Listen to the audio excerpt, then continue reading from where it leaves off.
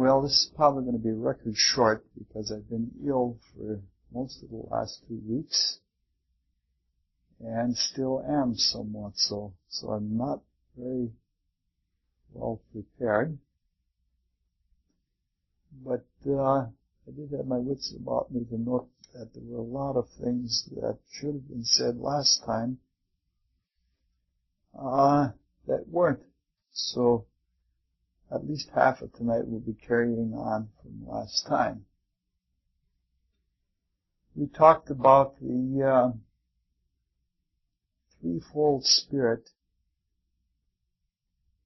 being born in self, or in itself, and that concept of the threefold born in the fourth we related to as the being Swayambhuva, the first Manu, and the meaning of that means son of the self-existing, or Brahm or Brahma represent the self-existent, and the son of the self-existing is that made manifest.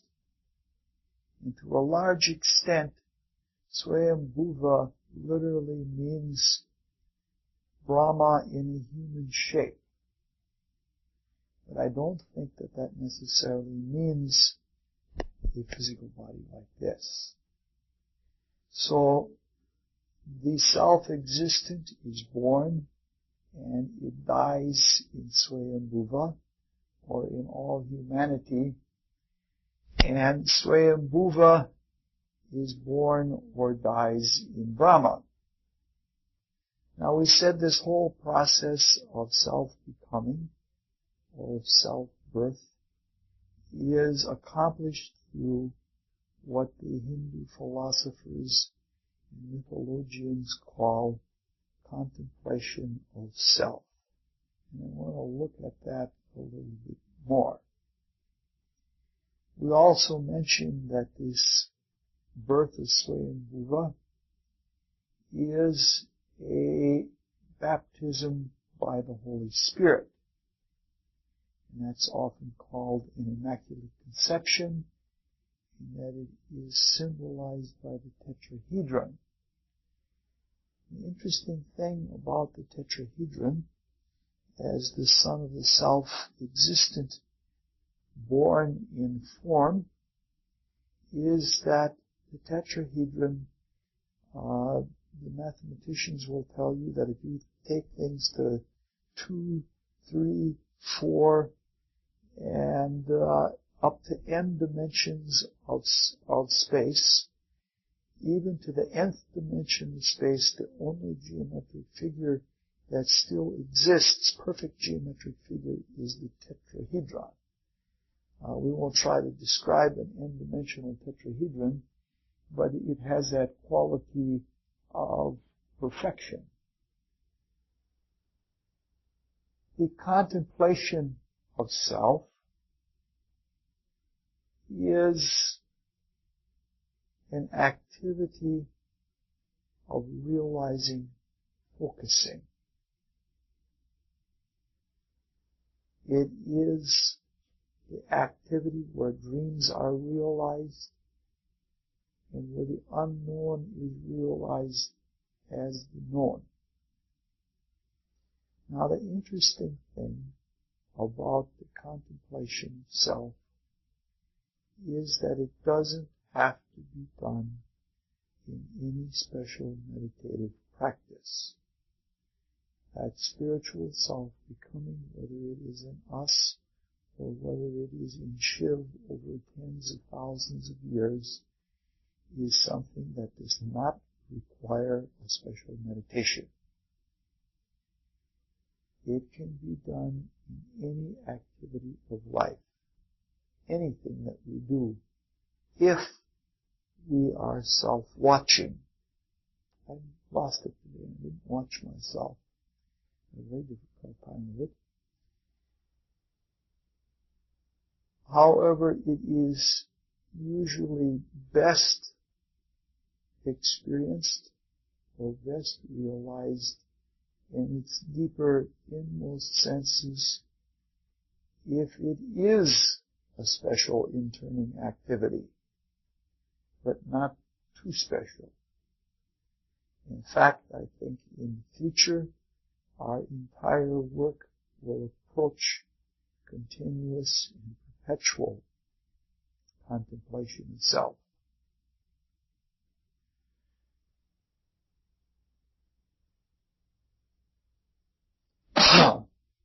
The contemplation itself, from the spiritual point of view, or even from the phenomenal point of view, is most associated with the process of thinking.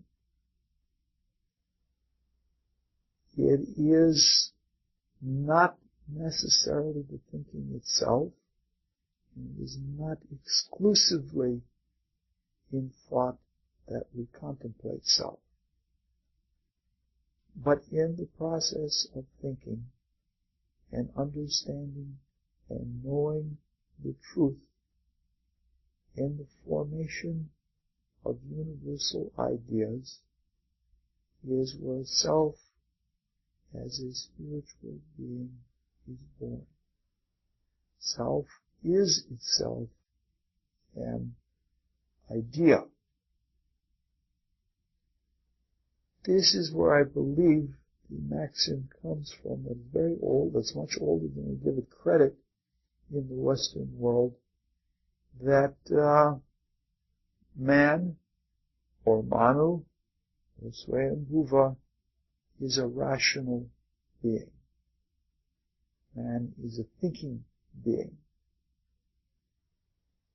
When we think, we focus all of our spiritual powers. We focus the spiritual will. We focus the imagination to conceive. And we focus the completing ability of cogitation. So in the process of thinking, all of our spiritual being is brought to life.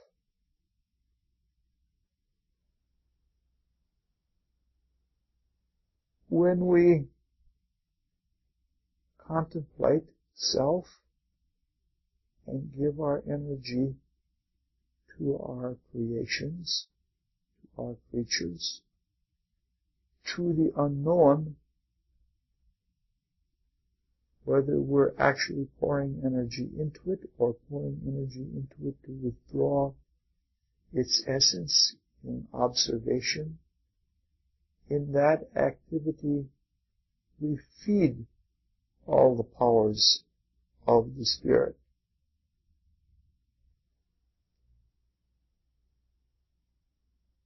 When we think, we are activating all of our divine creative being. And thinking is indeed a very creative activity. I agree wholeheartedly with Socrates and Plato that the process of thought is not a cut and dried process. Some people think that thinking is just carrying out something that is all there according to laws given and done. But it's very much the way Socrates says, that let's follow the thought and see where it goes. It's not clear where it is going.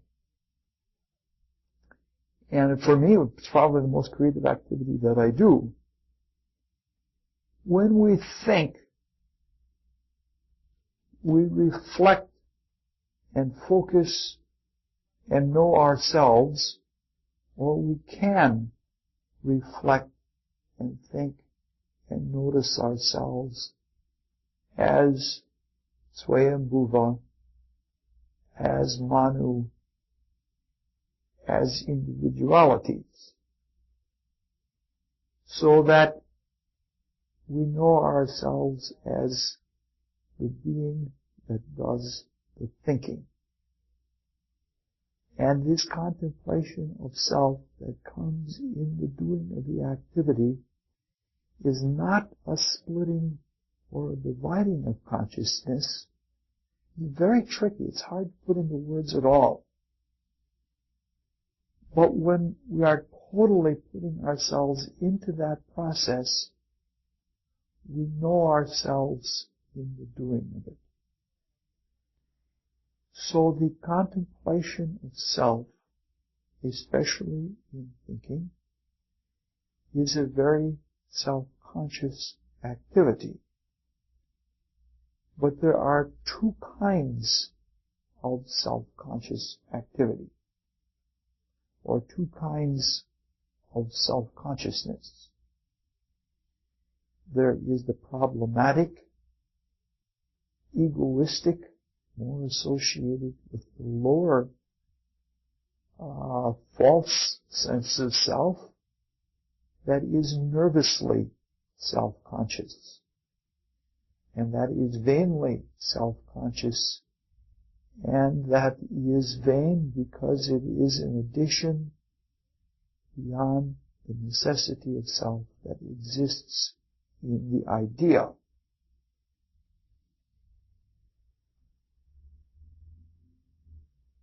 Now, the really interesting thing about the true self-consciousness that comes in self-contemplation is that it can only come about with sincerely giving ourselves through the whole process of self-becoming or of being born through thinking. We must, if it is creature-oriented thought, we must completely give ourselves to our thoughts. It can't be done wholeheartedly, half-heartedly. If that is the case, then we can't know self, because there is something, there's a great temptation that since we know ourselves in the process of thinking, there is a great temptation to divide our consciousness and to divide our energies. And if we do so, we hold back. And when we hold back, then we really cannot know ourselves. It's like Swayambhuva, or Manu, or self, or individuality can only be born by the extreme giving of self, which is very much like the birthing process in a human form. It's something that isn't necessarily painful, but it isn't something that you can do half-heartedly. It isn't an activity that is born lightly. But the really interesting thing about this is that if it is not vain self-consciousness, and we really do pour ourselves into what we're doing totally, it's peaceful. That instead of being something that you would think would be so excited and so distractive that one would be all churning and such like that, but it's actually peaceful. That the more one gives oneself, in a way, more one is seated in a throne of consciousness and knows self with ultimate repose. It is a very impersonal kind of peacefulness that doesn't have any division inside of it. If we give ourselves to our creations in the phenomenal side of the hourglass, we become self-forgetting.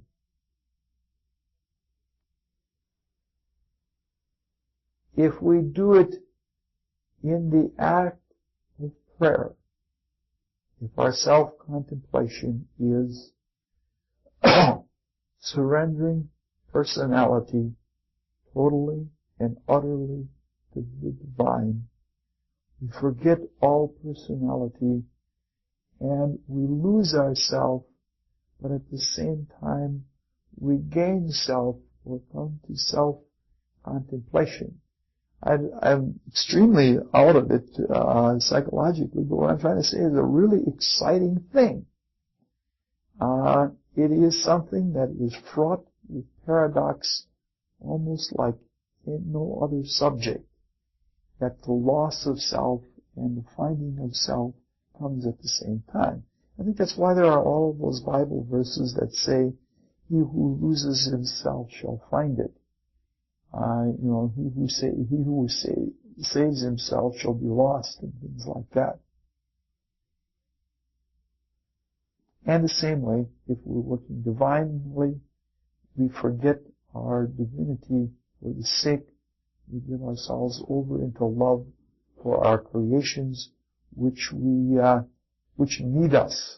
The whole process is very fraught with paradox, and we become very responsible for our creations. Now, some of the other paradoxes that take place is when we, as man, or Manu, or Swayambhuva, or individuality, contemplate self, what we see is God.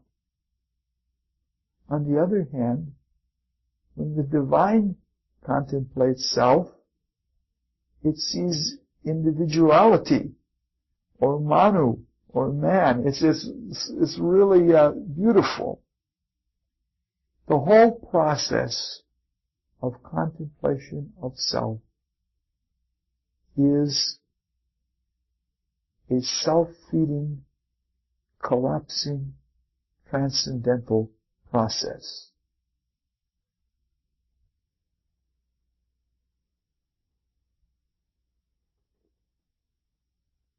Meaning to say, when we think and we put all of our energy into thinking, concentrated, concrete thinking, at the same time that we accomplish our thinking, we transcend to the thinker. We transcend to the idea that becomes our thought, but also to the idea that is the idea of self. Now, this is an internal transcendence, such that we can think more deeply, or contemplate self more deeply, and by concentrating and seeing through the thought to the thinker, we can actually transcend to the imagination. And that imagination is what makes the possibility of even any idea taking place possible. It is a pure imagination that can conceive anything, but conceives nothing itself. It is an imagination, but it is not an imagined thing. And it can be carried deeper beyond contemplation or beyond meditation on self, and we can concentrate so deeply that we transcend even the pure imagination, and we can experience the will to be, which is self-sufficient, or which is indeed the self-being, which is called adoration. These are the things that you're all familiar with. so that in this state we can know the very fact that we exist, or to put it as it is called in the self-existing, that which exists without anything else itself, but itself, that arbitrary state of being. Now, that's looking at it from merely the process of thinking. This is something, the process of contemplating self can take place on everyday living. That is, if we observe objects, we can observe them so clearly that we transcend the form to the life that is within it, to the vitality. And by observing still more deeply, we can see the motive, the feeling that is behind it. And if we observe still more deeply, that whole process is itself connected with the process of thinking, with the very germ of its creation, so that whatever we're doing in our everyday process of observation, we can penetrate, and in that process of penetrating, we can transcend to that which is within, and so there is a parallel to the transcendental qualities that we see when we contemplate self in the deeper focus within, where we not only rise above and beyond, but within we transcend in the spiritual realms. That same thing is accomplished by the process of observation in the phenomenal realms. And the ability for both to be united, that is the ability for all of the stuff of the phenomenal realms to be realized and taken into the spirit, and for the spirit to know itself and to give itself to its creations. It is all within the whole inner thinking process, such that in the contemplation of self, one can think about the mere form of existence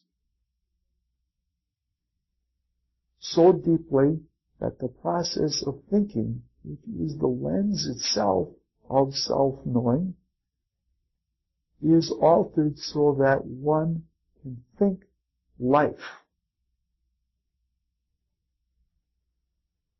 so that thoughts and all of the products that are condensed from them live.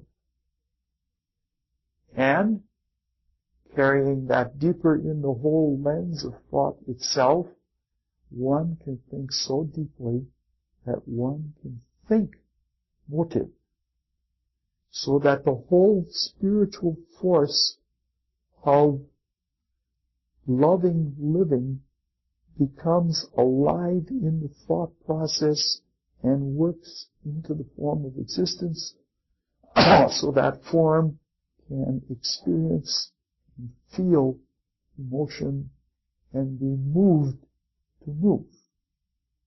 And ultimately, all three processes are united in the core de la core, in the heart of the heart, when we can think thinking, such that literally the process of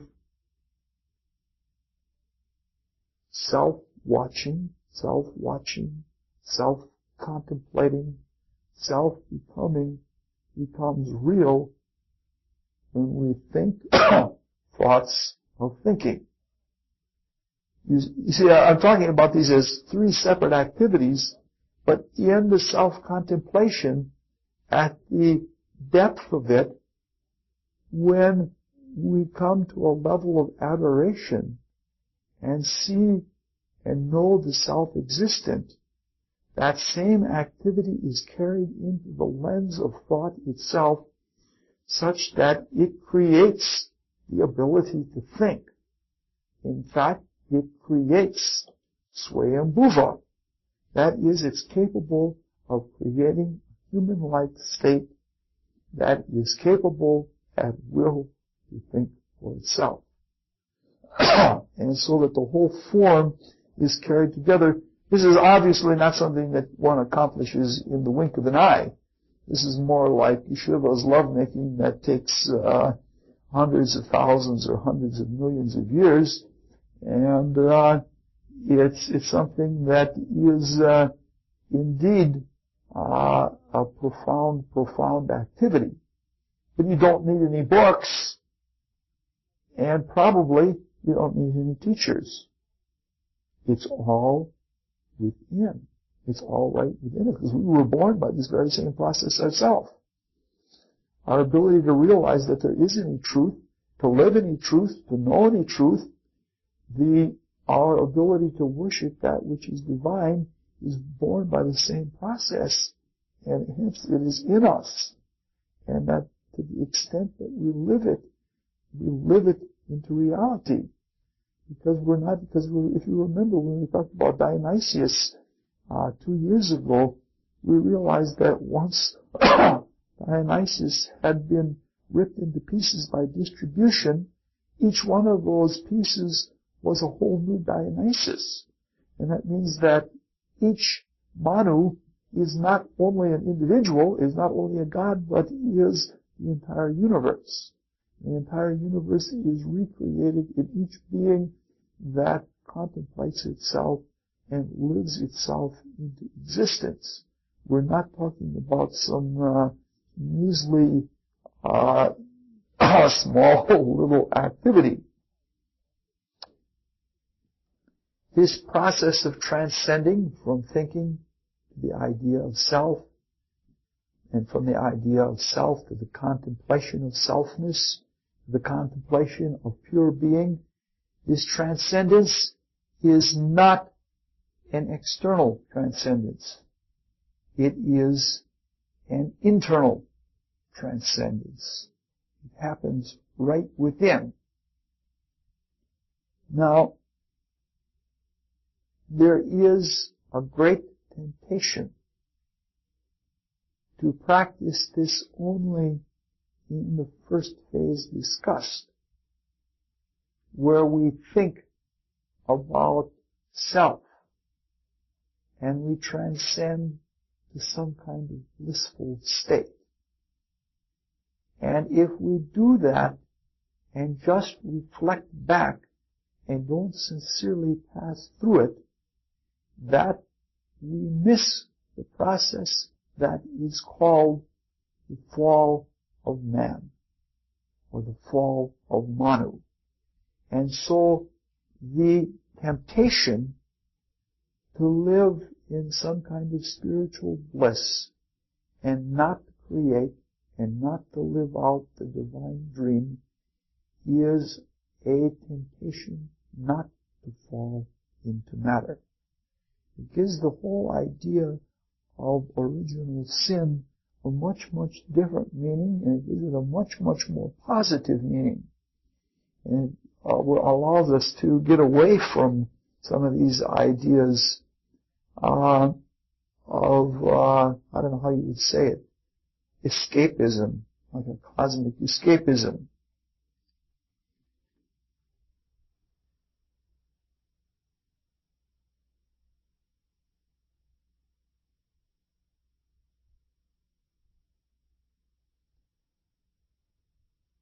When we contemplate self in prayer or any kind of other inward activity, we rise. The ascension and the apotheosis is part of the same activity. The reunion with the divine is part of the same inward focusing. That rising or transcendence is the process, it's the beatific process that takes place in the whole Divine Comedy. Every time Dante looks at Beatrice, he rises to another level. Every time we find ourselves enmeshed in matter, enmeshed in the fall, and in our prayer we give ourselves self-contemplation to the divine, we rise. And thus we might say that it is through viewing God with the eye of God that we rise out of our personal existence. That God is the essence, or is the very driving force for the whole process of transcendence. What is really interesting about this is that when God contemplates self, God is also raised by the same process of starting. It's almost like a action-reaction, a vertical action-reaction of the deepest kind, that by giving self to creatures and to creation, the divine rises higher. But at the same time, as there is this pass-through kind of contemplation of self by God, when God realizes individuality in the contemplation of self, to the extent that in adoration it sees itself collapses and rises to another level. And that is to say, God is God to God. And this makes this, I don't know, it sounds like mad talk, but it makes this a self-feeding, and ultimately self-feeding, and ultimately parallel, and ultimately self-internalizing process.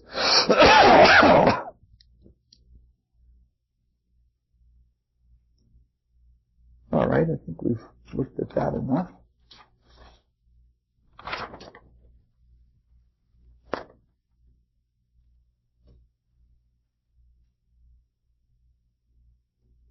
So we die to self when we become twice-borns like the gods, and God dies to self in us. And so another one of the lovely paradoxes is that both Manu and God die and are born in the same activity. It's a very much of a birth and life process. And this is where the origin of the idea that goes back much further than Aristotle and the Greeks, that man, or Manu, or individuality, or Swayambhuva, is mortal. So the second definition of self is man is immortal, is true. And even God as Manu, or as individuality, is mortal. Okay. Oh, you're going to get up and walk out, saying, I've had enough of this. This gives all kinds, this is very shadowy, and it's very skeletal. but it gives a lot of meaning to the whole idea of the fall and of sin and of redemption and of the knowledge of death in a transcendent sense as well as a very satisfying earthly sense. There are a whole number of paradoxes that we could talk about, but I'm not going to because they would again be repetition, because I can't live them all into existence. But I want to just give you an image, if you like working with images, that I find amazingly fruitful.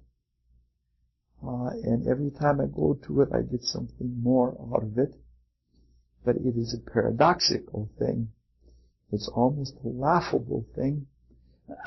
Because first here I am, a good Christian boy, talking about Hindu mythology. And now of all things we're going to talk about crystal balls.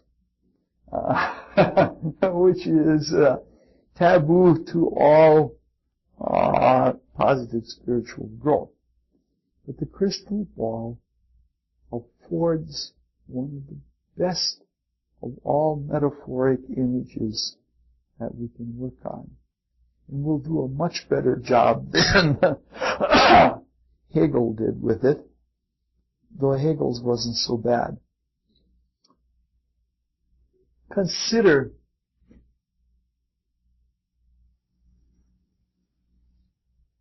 a sphere, but let that sphere be indefinite.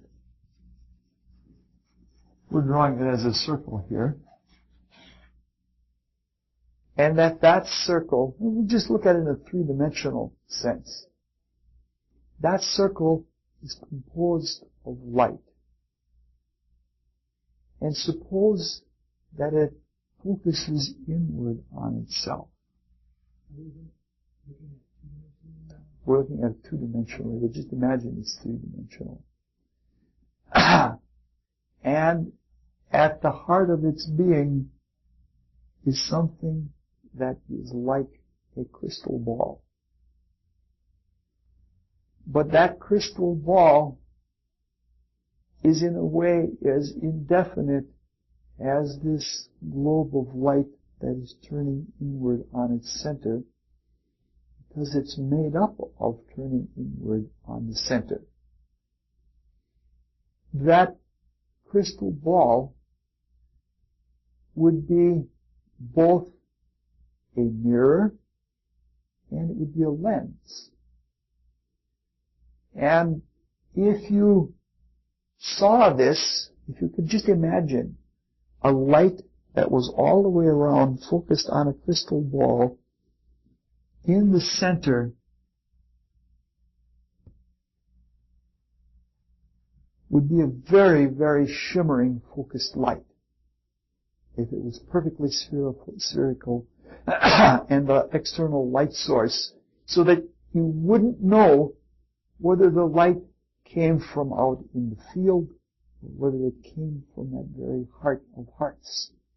Because the light from out here would be focusing through, and it would cross this center and it would come out,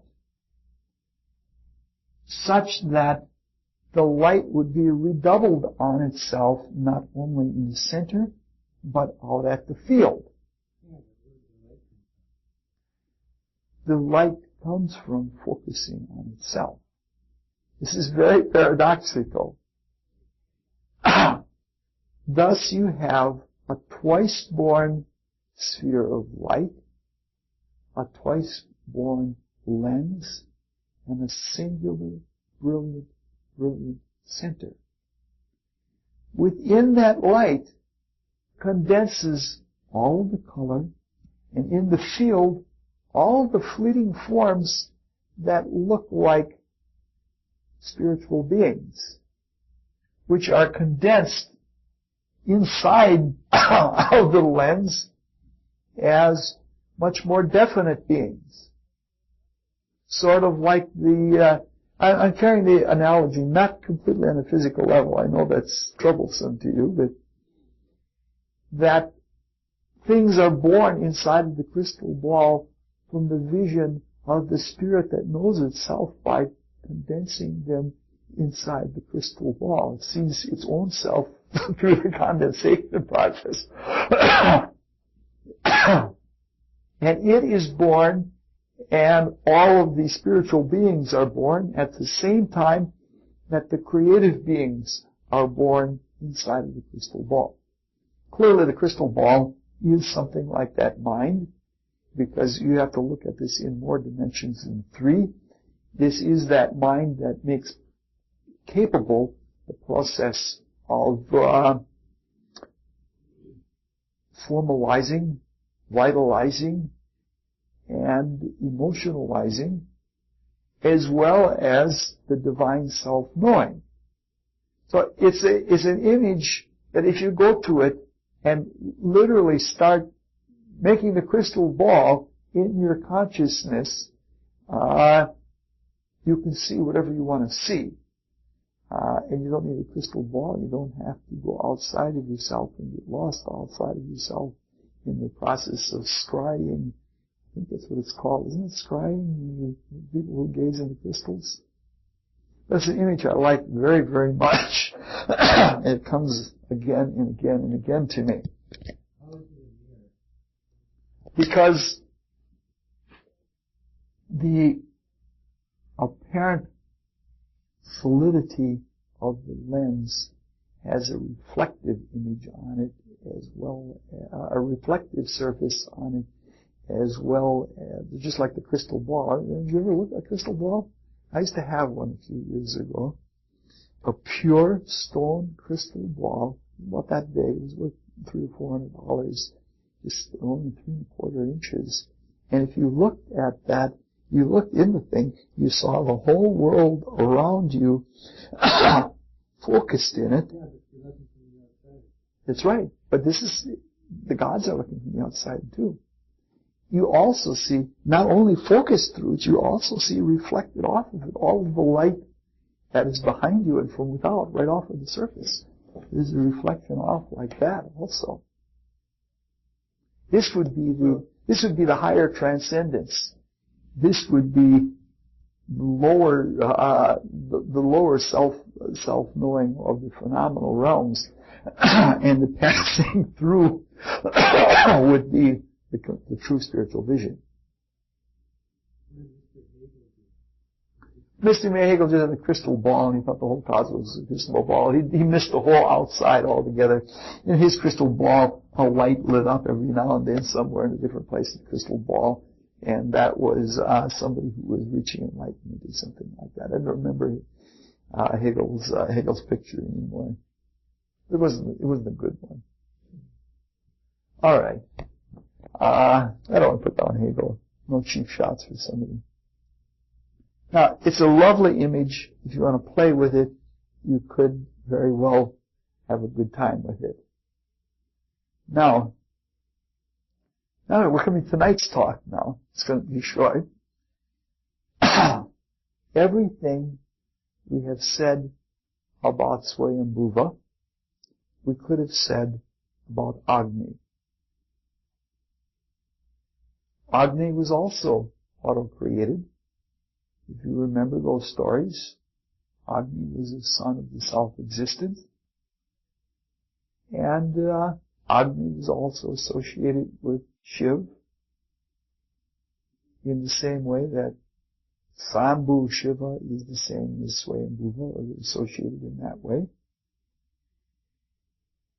In fact, we could tell those same stories over again. We've told that story 3 times about how Agni was born and he turned around and opened his mouth up and he was a fire. And from then on, Prajapati constantly had to feed the fire with sacrifice. He had to keep pouring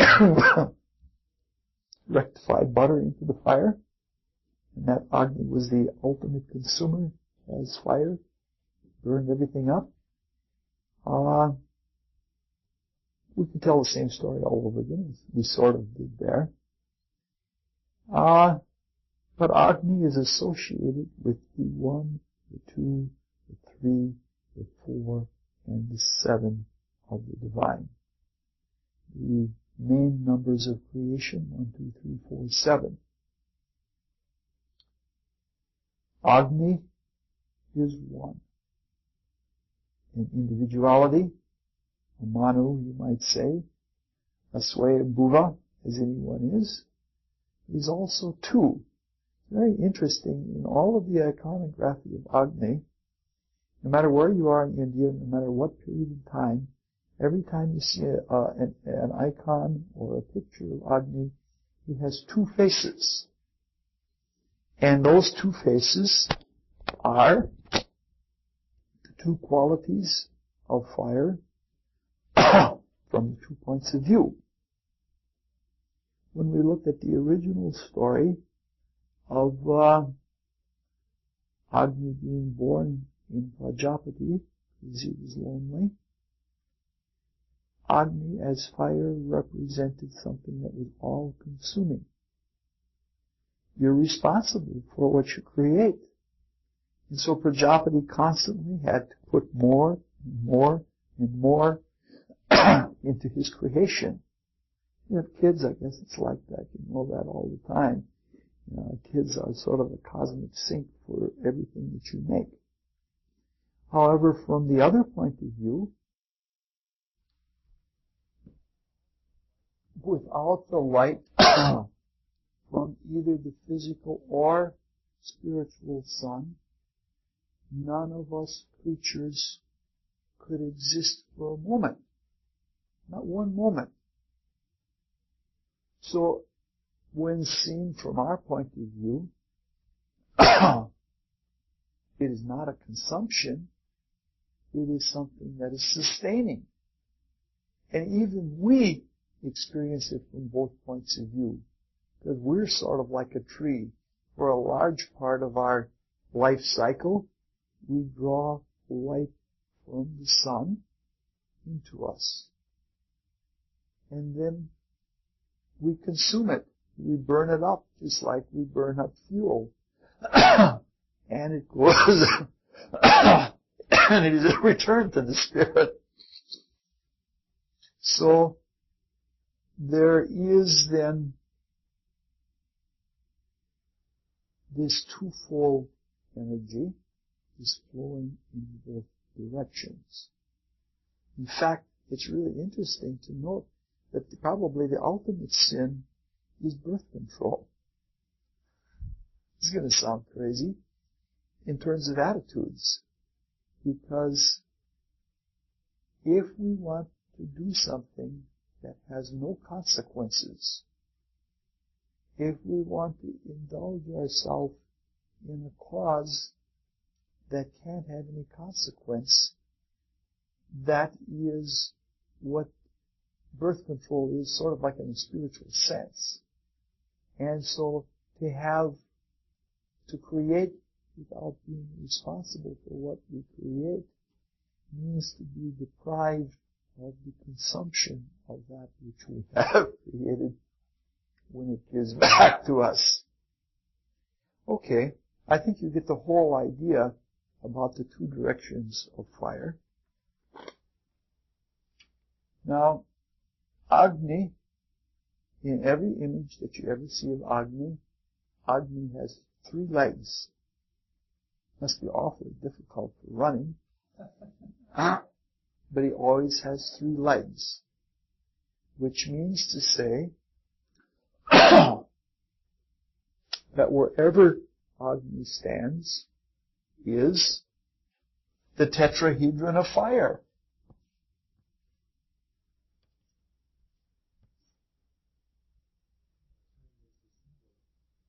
That's right.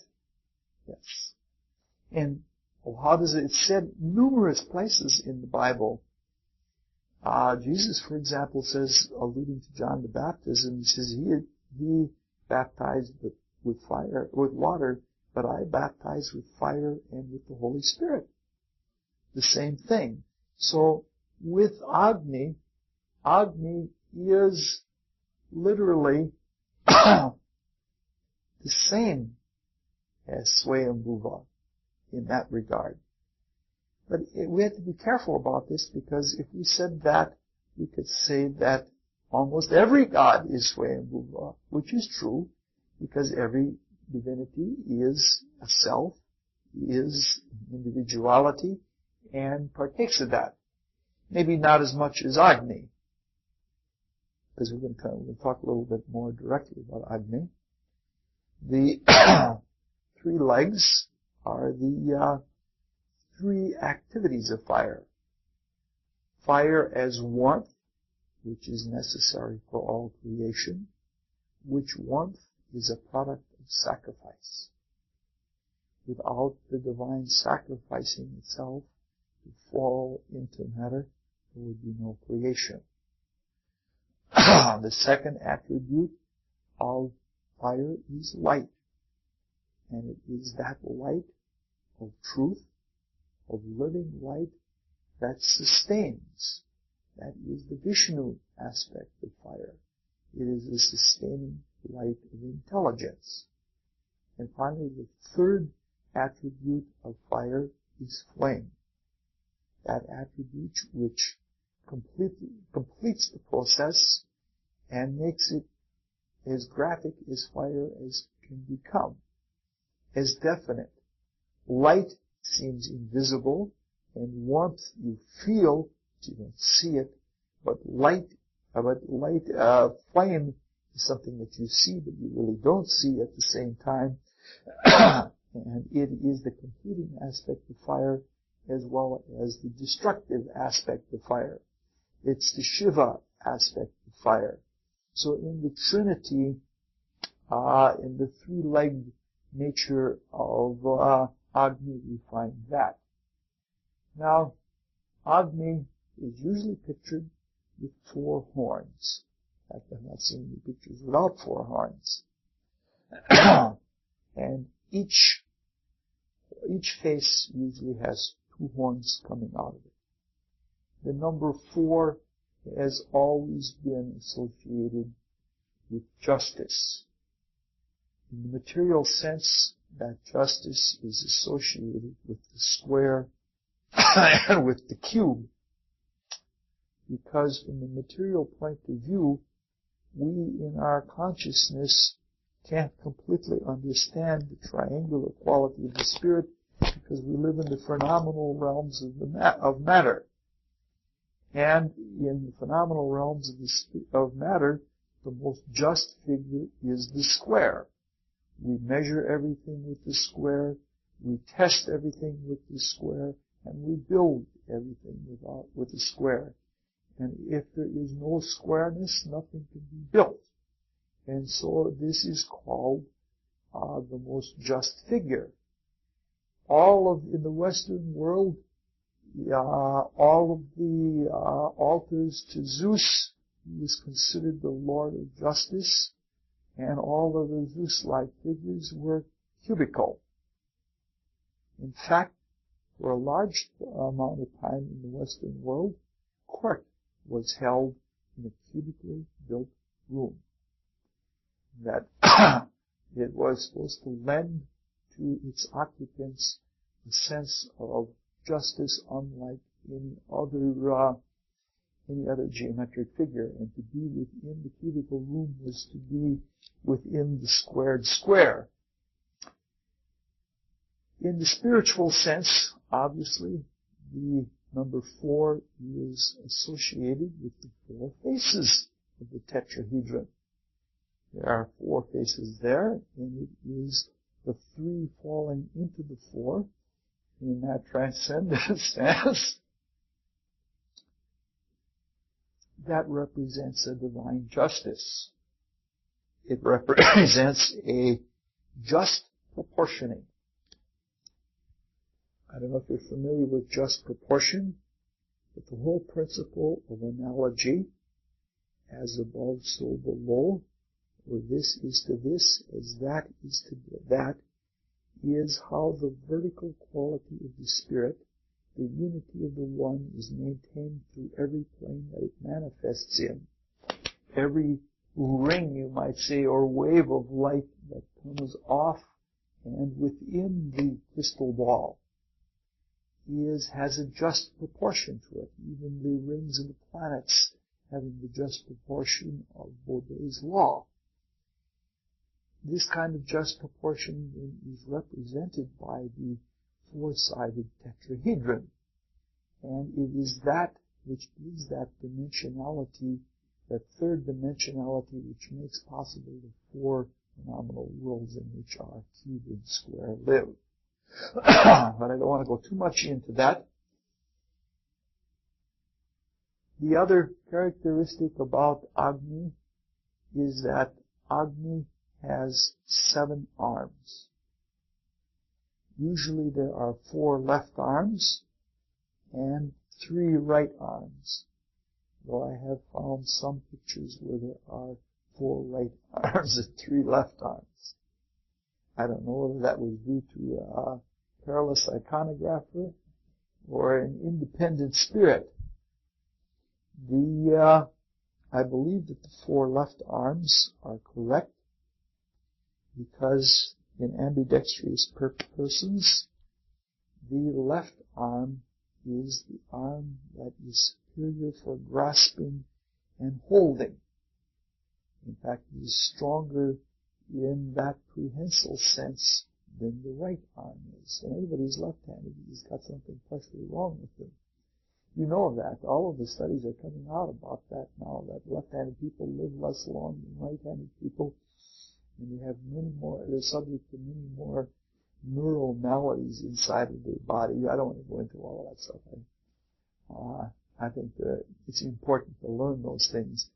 But needless to say, the 4 phenomenal realms, the physical etheric, the desire, and the world of thought, those 4 realms are the realms that hold and receive spirit, whereas the right hand is much more directly associated with the brain and is much more dextral, and it's much more capable of carrying out the intricate little things that are done with the fingers, which is much more like the spirit, which is the manipulator. Okay, I don't want to tell any stories about Agni. We've told quite a few. In fact, tonight there's not many stories. From here on in, the class is going to change quite a bit. Next time we're going to have maybe 1 or 2 more yet on Hindu mythology, and a number of topics that come up about mythology altogether we're going to talk about. And then we're going to go on to Egypt. This class is probably going to take 2 years to get through, because it's starting to consolidate in my mind, and all of the things that are coming out of it are ways that I can talk about spiritual things that I've always wanted to talk about. And I found a way now, and mostly thanks to Hindu mythology, because I can tell stories and I'm going to lay it all on the story, and you can say, oh, that's just a far-out interpretation of the story.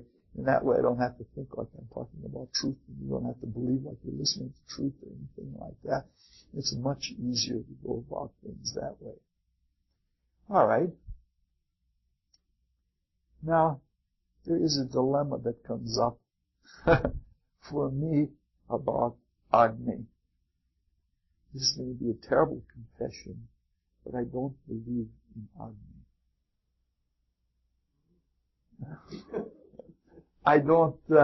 I believe in Shiva, and I believe in Swayambhuva, many Swayambhuva, but I don't believe in Agni.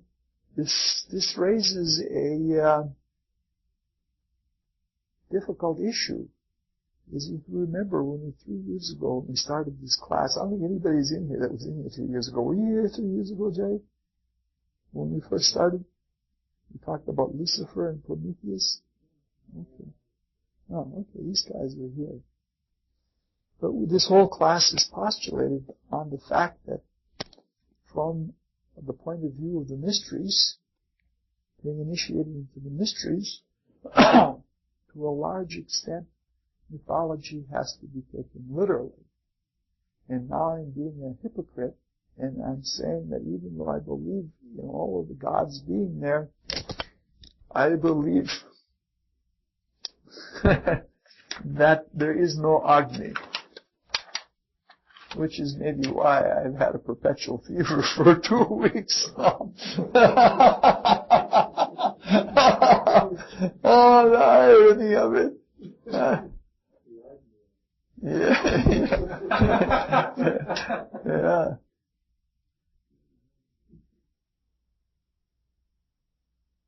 You see, I don't believe that there is a separate divinity for fire. Be it the fire that is a flame that comes off of a campfire, or the divine spinning fire that activates all of the whirlpools within the flowing imagination of Vishnu Christ. I don't believe that there is a separate being that represents fire. I think that there is a spiritual fire that is associated with the Holy Spirit or with Shiv, no matter what name you want to give it. And I believe that there are salamanders that live in flame and make it possible and come to being in flame. But I don't believe that there's an Agni. And the reason I bring this up, which makes it sound like I'm making a big to-do about nothing, is because there are several problems, philosophical problems involved in it. One of which we're going to look on tonight, just sort of touching ancillarily on one of the others. And one of the problems is the nature of spirit relative to the nature of matter and our very materially focused consciousness. A second one is the nature of names, of words, and of definitions or meanings. And the third problem is the problem of the nature of horizontal parallelism versus vertical analogy. We're going to look mostly at the first of these problems tonight, and the others will come up as we go on talking about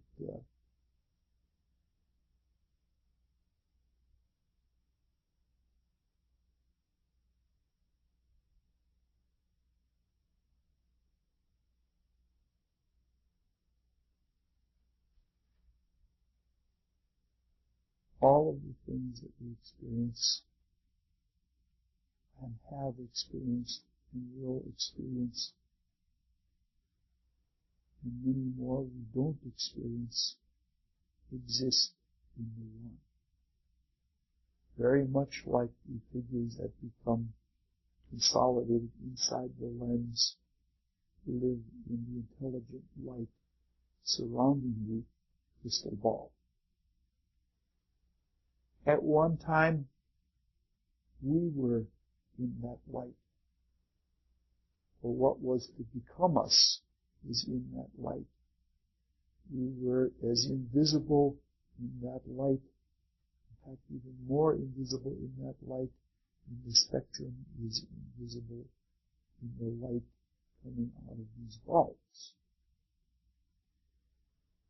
But because we had not yet contemplated self, and we weren't even capable of contemplating self, because ourselves hadn't been contemplated by the divine mind, individual and collectively. So because we hadn't contemplated self yet, and weren't able to, we lived in the light as part of the light. We had no objective waking consciousness. We were innocent vehicles of light and had, in a funny way, a shadow consciousness of light. The paradoxes are always too much for me. We had an innocent bliss. We didn't have a virtuous reverence. And through an extremely long and very complex process called evolutionary creation, we developed and became everything that we are now. This evolutionary creation was the macrocosmic contemplation of self in the divine mind. Very, very heavy, very entailed process. In that, as the divine consciousness focused more and more condensed vehicles inside of the crystal ball, corresponding to those vehicles, the potential for spiritual powers, threefold spiritual attributes, developed along with these forms, which were sort of cast-offs. The light became lighter by casting off within itself all of these different forms. So we're cast-offs. Lucky that we are. Until in the last few millions or hundreds of millions of years, ourselves became contemplated out of those potentials of spiritual being, those attributes of spiritual being, as they became more closely associated at the inverting lens of the crystal ball, and as an act of free will, we chose to fall both into spirit and matter and begin to know self and contemplate self. But the experience always comes before the meaning of the experience, and all of our waking consciousness, just like the way the forms were built by these spiritual intelligences, were much more graphic and much more developed, and even previously developed to the spiritual attributes.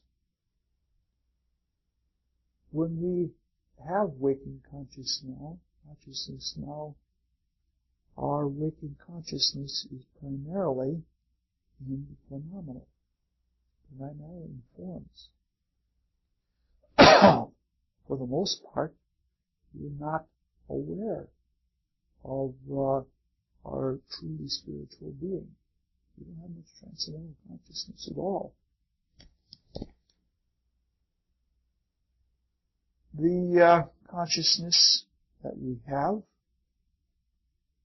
is freely ours, and we can rise spiritually, and there is no limitation to what we can do with our individuality. There's no limit. We can become as divine as any being is divine. We can automatically and continuously continue the process of self-contemplation. I lost myself today. I got angry. I lost myself. You know how it is? You're trying to keep a secret. You say, oh, I forgot myself. And it was out of my mouth before I ever said it, before I ever even noticed it. And I forgot myself today. Let's say that I don't forget every other day. It was a very big forgetting. Our self-consciousness right now, consciousness, waking consciousness, even in this world, is very, very dim, and it's not very objective. We don't scientifically or artistically or religiously know even this world very well. But because it's in this world, and almost exclusively in this world, it's very limited. This world, so to speak, is like the end of the bus line where the bus turns around to go home. Now, this isn't just some anomaly or condition of the creative process in the crystal ball. It is by design. And the design is not flawed. The design is very wise. The design is this way for a great necessity. If we were to awaken in the transcendental realms only, or first, we would have a very blissful consciousness. With the blissful consciousness, even though it would seem very true to us, would be a very confused consciousness. A very confused consciousness. And we are very blessed to be in this realm, because in this realm, when we're limited, this world is opaque. You can't see through it. We can't see everything that is in all of these forms. We don't even know what their nature is. We have to impact on them. We have to work on them. But when we do, we get an objectivity. We measure, we test, we do all of these things to find what it's about. And if there's anything about it, if you do as I've done, walk into a telephone pole a few times, there is no doubt that that telephone pole is not a respecter of persons. It's hard. And it's hard. And it's, you objectively know that. And that kind of objectivity helps us to understand the truth that this is the way that it is. And with the attitude that we have, being very fallen individuals, we think that we can do a lot with this. And we can. And we get a tremendous amount of spiritual strength and of energy by playing and doing things with this realm.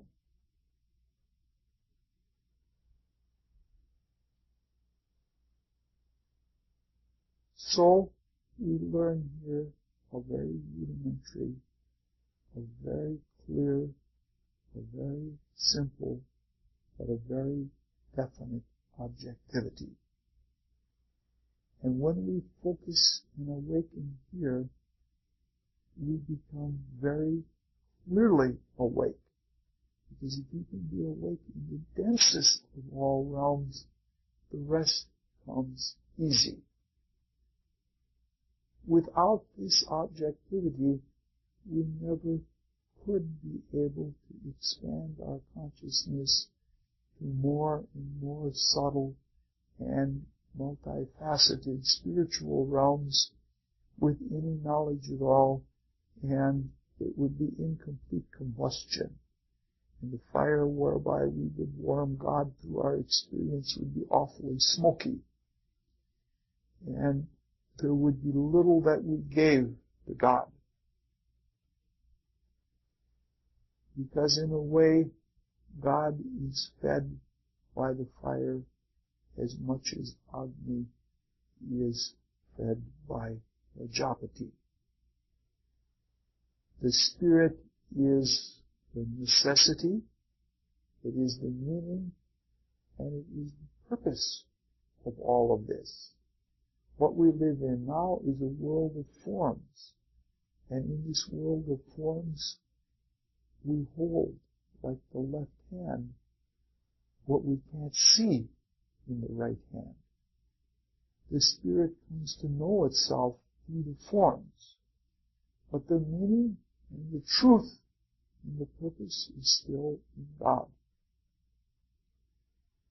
And it was necessary for that to be brought to us. And so it was brought to us in forms. some of them very rigid forms. And those are the very kinds of forms that the whole class is about, myths. And the more primitive, the more early the myths were, the more condensed they were.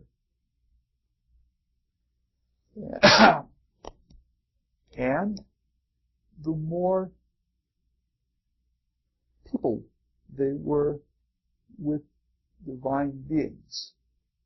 Now, there's a great danger in this of idolatry, and there is a great danger in this of even things like totem. And I think that the securities exchange is a form of idolatry, I guess. And it's almost a form of totem. You hand somebody a sheet of paper with a certain kind of printing on it, and it empowers them. There is a great danger of thinking that the form is the reality. Now, some people speculate the reason that this more primitive world of mythology is people with many gods is that the ancients were incapable of generalization. And in part, that's true.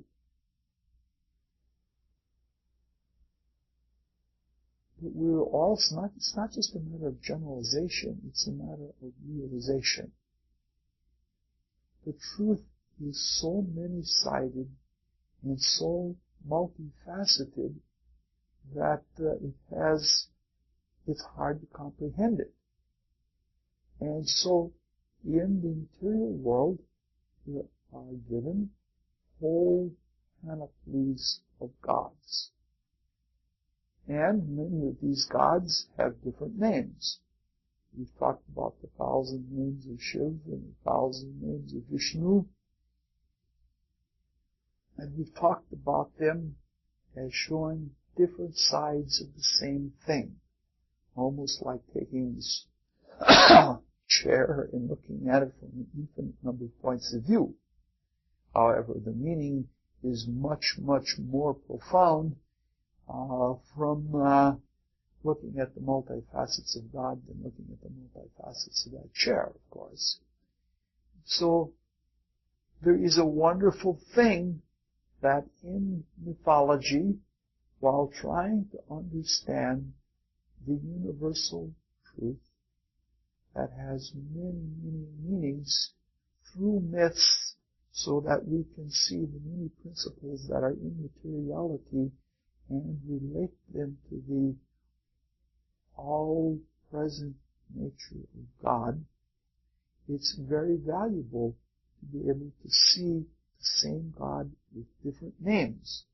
When you look at a different name and resolve it to another name, to another name, to another name, this is a most excellent way to be able to understand that principle of being, that divine consciousness, by seeing it as many different beings. You know, a lot of people are like that already. You know what I mean? There's some people that you meet, and every time you meet them, you think you're meeting a different person, because they have so many different sides to being unfolded. And that's what one of the purposes of this is. There's also a great danger of sectarianism in all of this. And so basically what we're trying to say is that there are many gods, but very often many of those gods are the same being. And so when I say that I don't believe that there is an Agni, that is a special being, that is set apart, and that is specially a divinity of fire, I believe that is true. If there is an attribute of the divine that is fiery, if Agni is part of Sambhu, that is reasonable to me. We're going to carry this idea much further as we start talking about different kinds of gods related to different heavenly bodies and different gods on different levels of existence in the next few weeks. But it's really important that in our consciousness that we're not guilty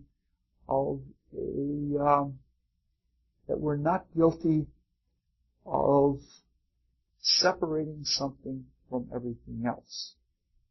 That is by believing in Agni, such that fire gets separated from everything else, because that then becomes a form of idolatry or Torah.